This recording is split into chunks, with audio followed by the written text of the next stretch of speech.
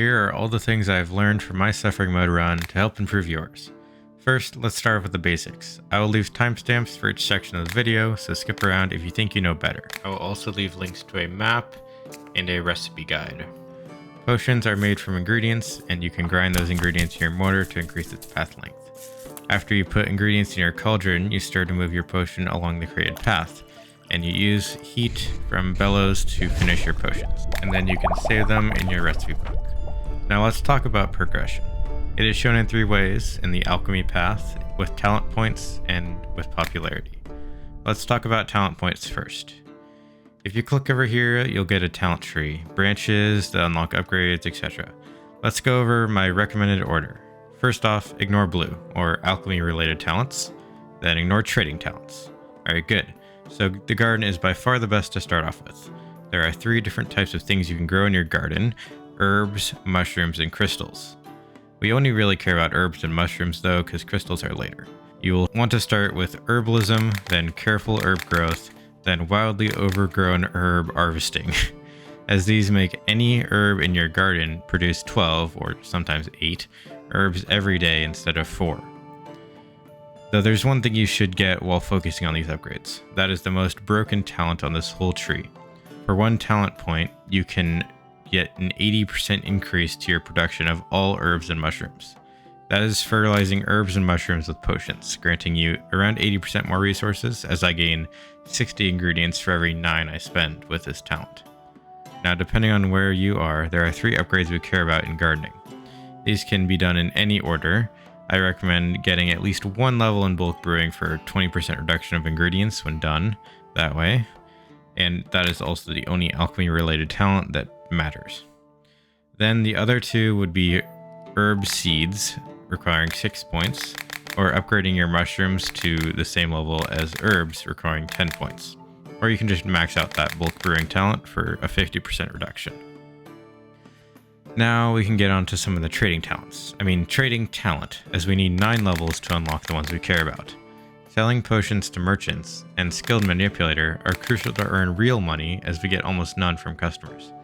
This will give us a 5x to the merchant's base supply of gold, and also give us 50% profits from selling to them. Then the 3 haggling perks will give you a greater discount, and you have all of the crucial talents. Now I'll highlight the ones I think are most important in a general order. Seeds are very important, so I would get mycelium harvesting, and unlocking replanting talents can happen really whenever. You also want to work on trading. As you continue to upgrade that talent, the 3 potion seller talents would be on my recommendation, allowing you to gain popularity faster. And as you need to work on popularity, you also want more customers, so advertising master will help you there. You also will want to get some money out of it, so once you've mastered trading, you can get potion promotion to increase your customer prices. Charisma is good to put a couple levels into, but your max for this is related to popularity, and we'll talk about that later. Now we are on to what I'm going to call the talents that don't really matter. Quick growth is literally useless, and only get the growing perks when you need them. And crystals are later game, so don't worry about those, you'll just get them when you unlock crystals. The other merchant talents are nice, but we only really buy a couple things, making them less worth it. Making haggling easier might be necessary for maximum discounts, but you can also save scum, or you can switch your FPS to 30, which I think makes it slightly easier. Irresistible Seller doesn't help basically at all, as you already have 3 attempts.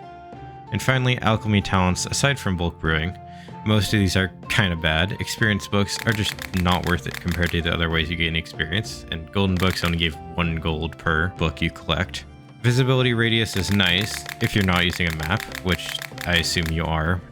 And for the salt perk, you should get it before you make void salt, and you're good. As for the refunding ingredients and refunding salt, those only really matter if you're trying a super difficult recipe.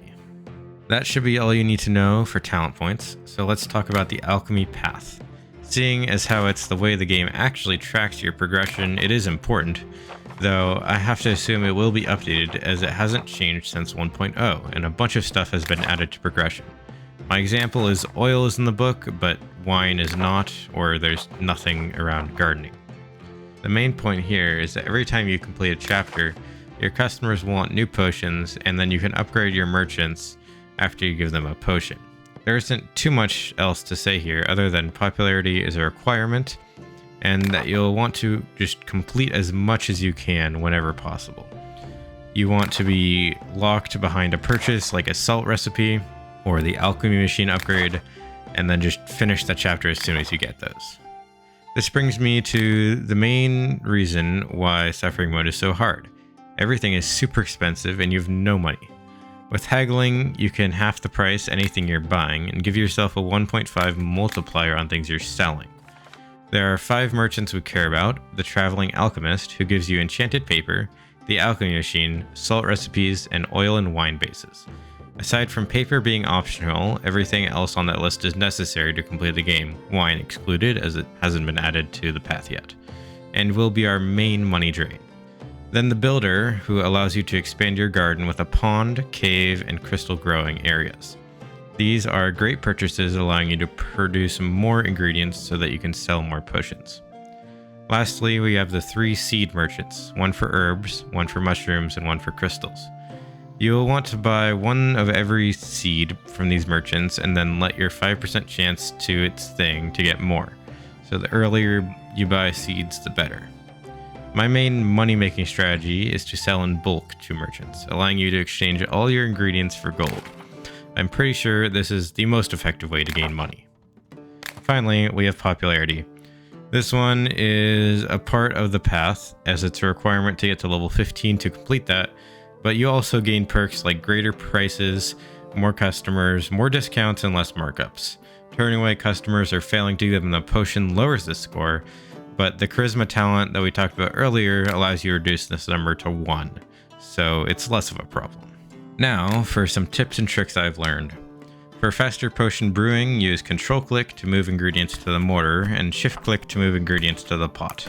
Using bellows to heat up your cauldron will also speed up how fast your potion moves on the map, but you have to be careful around whirlpools or vortexes, as these will either spin you around or suck you up and teleport you. You can use the spin for extra distance, and then usually the teleport is bad, but it can be good. As you'll have limited recipe pages, I would recommend saving before getting an effect to allow you to use one page to create a tier 1 and a tier 3 potion. For customer requests, if this is a time save or sync, it is your opinion. I think it saves time. I don't really care about bulk brewing for customer requests, as they all have specific requirements, but it is definitely worth it for your wild growth and selling to merchants. A tip I learned from a commenter is you can shift click to bulk brew all your ingredients instead of... yeah. So the other hotkeys you care about are WASD to move around your rooms, R for recipe book, and B for build. I hope this helped you get ready for your own playthrough of Suffering Mode, and if it did, I would appreciate it if you liked the video and subscribed to see my playthrough of Suffering Mode. That's all for now. See you next time.